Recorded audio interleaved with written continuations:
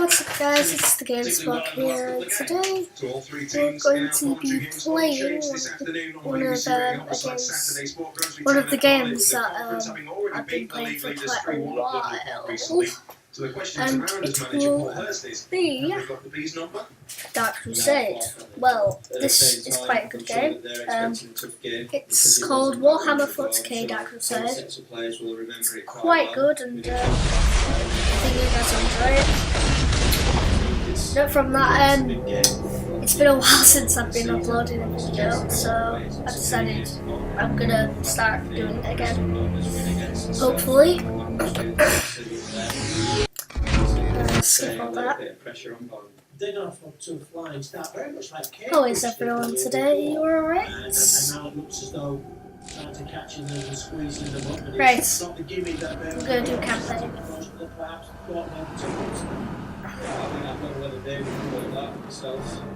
And it has a few cinematics in it, so I'm gonna shut up. Gonna go easy. The planet Cronus, beset on all sides by the tides of war, this once quiet colony became a savage battlefield. 7 armies clashed on this one world, each refusing to back down, each convinced it was in the right. From beneath the sands of Cronus' central desert came the Necrons, ancient machines bent on eradicating all life. But another evil already had its eyes on the planet. From the depths of the war, the demonic forces of chaos arrived to enforce their claim. To oppose these fearsome powers, the planet's rulers in the Tau Empire sent their elite soldiers and sophisticated battlesuits into the fray. From the mighty Imperium of Man came the Imperial Guard, there to secure Cronus for the glory of the God Emperor.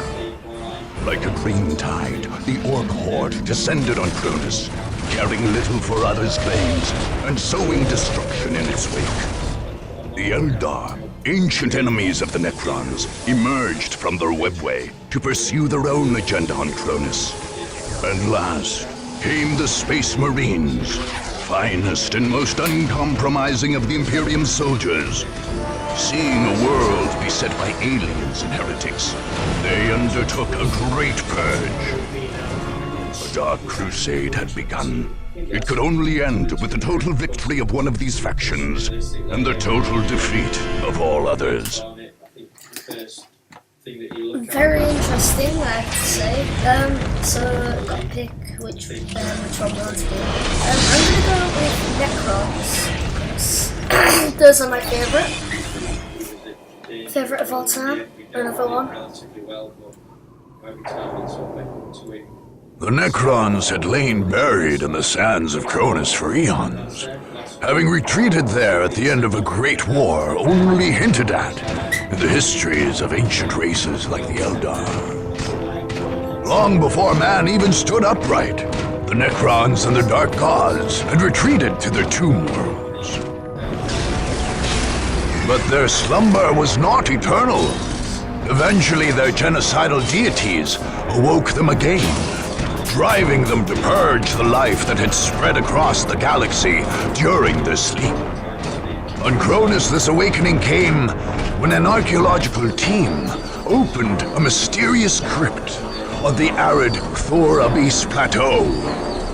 Most of the team died, but expedition leader Thomas Maccabee somehow became one of the mysterious Necron pariahs. Seemingly retaining a hint of his personality, he occasionally spoke for the Silent Army as it advanced. The Necron Lord of Cronus, the most ancient and powerful of the deathless creatures on the planet, promptly launched a campaign of extermination. His loathsome god, the Nightbringer, hungered for the deaths of all those on Cronus. Well, now you can understand why it's my favorite. Loads. Okay, there we go. So this is the planet.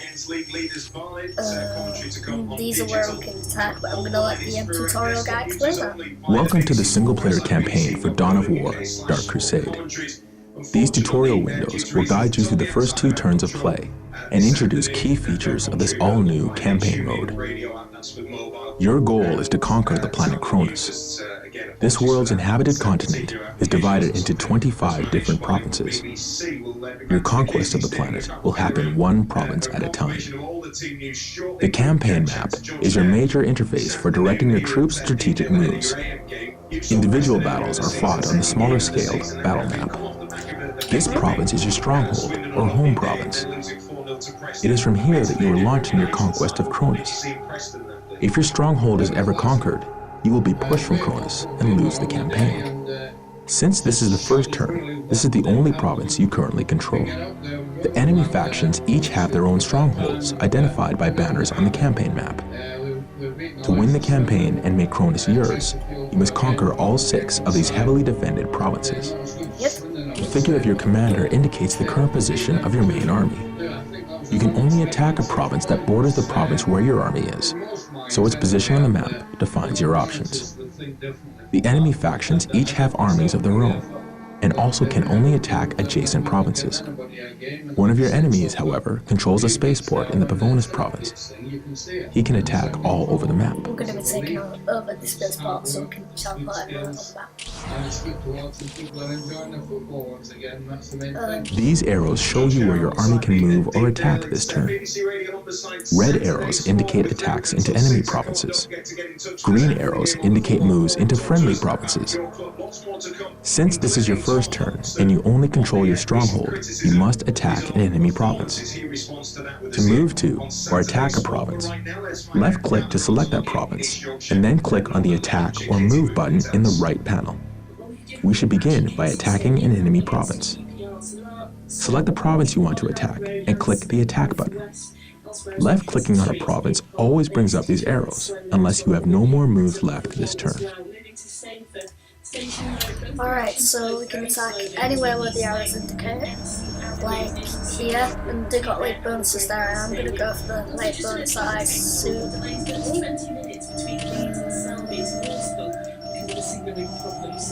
Whoever around me is a crit rate, so I'm gonna go for this one here, and this is Pavonis and Spaceport. This screen shows you the forces you are leading into an attack and allows you to return to the campaign map if you decide you want to attack later. Since this is your first attack, most options aren't yet available. When you're ready to attack, just click on the Attack button. This will take you to the battle map, where you will face enemies in a game of Dawn of War. Yeah. Right, this is attack. So I'm just gonna go for the. I'm just gonna tell you what you basically do in this game.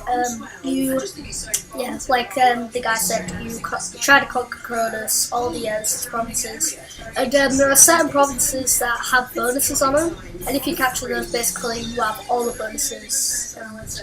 It'll help you out a lot because some of them. But instead of just battling normally.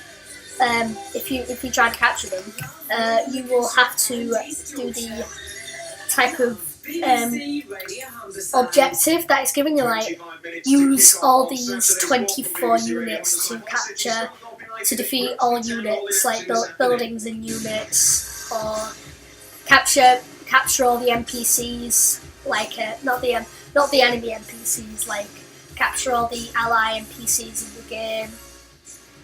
But this one is just a normal battle. Right.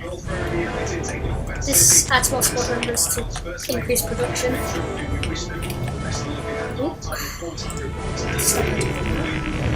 And this is our base. And our monolith is actually a destruction vehicle unit, like a superpower. The ultimate unit, basically. All the factions have them. But you have to reset and construct certain buildings to continue like making the monolith. like you can do it to awaken monolith, which requires a summoning core. So just gonna get into generators.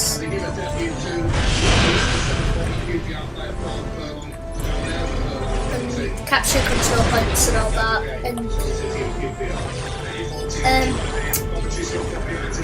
you can capture them and build obelisks on them, and it'll grant you, it'll increase squad cap and vehicle cap, which is how many vehicles and units you can have, but the builders don't count as a unit on this faction. And it produces a control area, which means you can build stuff in it. Like for now, a ring is just appeared around it, and then it'll help you to increase where you capture things. If that makes any sense. If it makes no sense, I'll just edit it out so you can understand what I come on about. And relics, those are sometimes important strategic points to construct certain units. They do the same thing as this does if you build an obelisk on it. And I'm constructing the turret, I'm constructing the defense system on it. It's all interesting when you get to all the games I used to play when I was younger. Right. Generators also help constructing things, because you'll see there you'll see on one of those it requires power, and you get that from generators.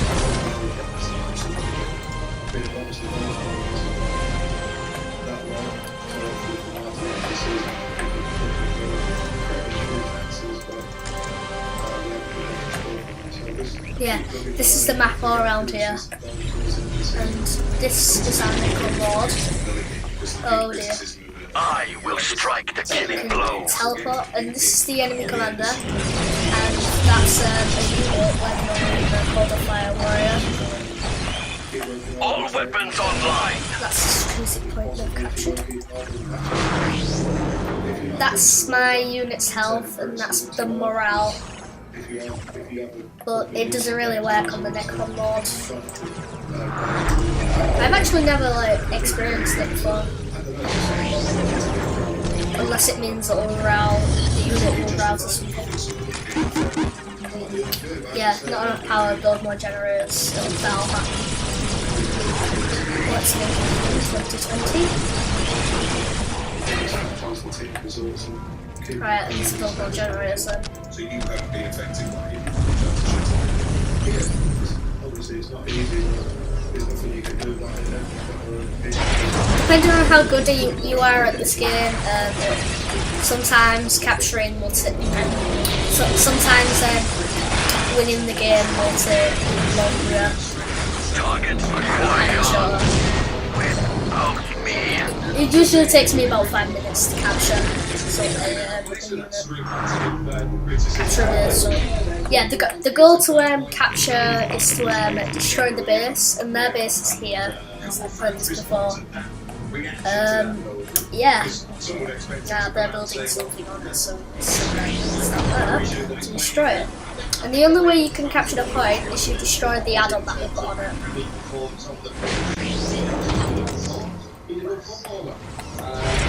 Is it making sense? I don't know. But I'll sort out any captions for different sense. Some instructions.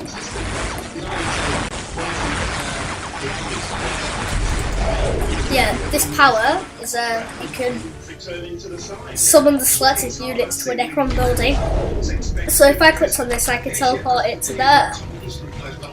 Like if it was under enemy fire, I could teleport it to there. It's all good fun. So the whole thing is now he gets himself. You see, it's still every player is critical of himself. No football likes to be embarrassed, and that's like an embarrassment.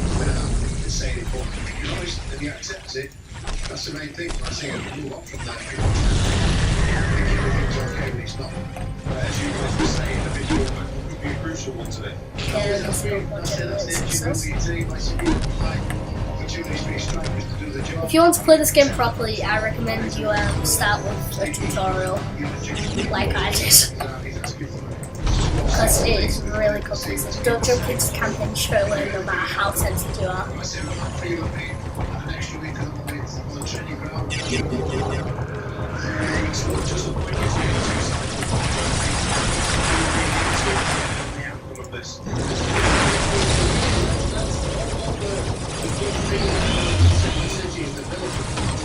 So this is barracks, that's our half, that's the barracks too, and that's their base, and I have to destroy it all, I have to destroy it fully, so defeat it.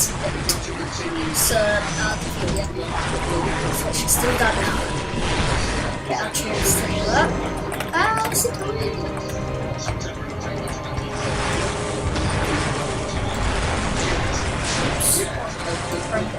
Yeah, you have to right click to do it. Left click is like to select things, or drag click.